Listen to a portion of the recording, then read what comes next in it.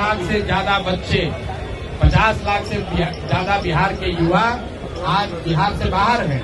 वो अब छठ में, दिवाली में आएंगे, इस आशा से आएंगे कि छठ दिवाली मनाने के साथ साथ वो बिहार में अपने लोकतंत्र के इस पर्व में अपना वोट का प्रयोग करेंगे।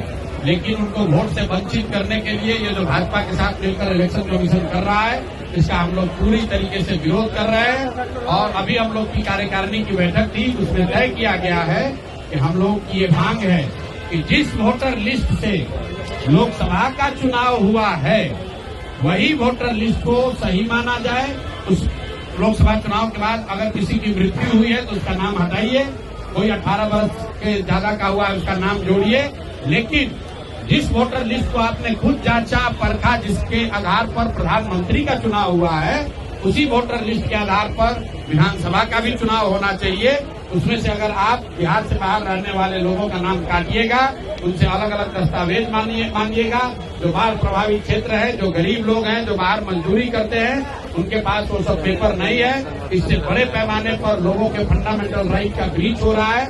वोट का अधिकार मौलिक अधिकार है। मुझे ऐसा लगता है कि सारे मौलिक अधिकार में जीने के अधिकार के बाद सबसे ज्यादा महत्वपूर्ण अगर कोई अधिकार है तो वोट का अधिकार है। उसको कोई इलेक्शन कमीशन रोक नहीं सकता है। सुप्रीम कोर्ट का जजमेंट है। इलेक्शन कमीशन को यह अधिकार नहीं है, नागरिकता तय करने का अधिकार इलेक्शन कमीशन को नहीं है। जो वोटर लिस्ट बना हुआ है उसी के आधार पर चुनाव होना चाहिए। कल पार्टी की ओर से सारे सीनियर पदाधिकारी यहाँ इलेक्शन कमीशन से मिलेंगे, उसके बाद प्रेस को भी संबोधित करेंगे और 2 या 3 दिन के अंदर हम लोग कोर्ट में भी जाएंगे, न्यायालय की शरण में जाएंगे। इन तीनों के बाद भी बात नहीं बनी तो हम लोग जनता के बीच में जाएंगे। लेकिन हम लोग का जो प्रदर्शन है, हम लोग की बात जो है वो लोकतांत्रिक तरीके से होगी। हम लोग राजद नहीं है। चक्का जाम करना, बंद करना, मारपीट करना, ये जन स्वराज की सोच से अलग है। हम लोग जो भी प्रोटेस्ट करेंगे, जो भी बात रखेंगे, वो लोकतांत्रिक तरीके से रखेंगे, मीडिया के माध्यम से रखेंगे, कानून के माध्यम से रखेंगे, कोर्ट में जाएंगे, इलेक्शन कमीशन के पास जाएंगे।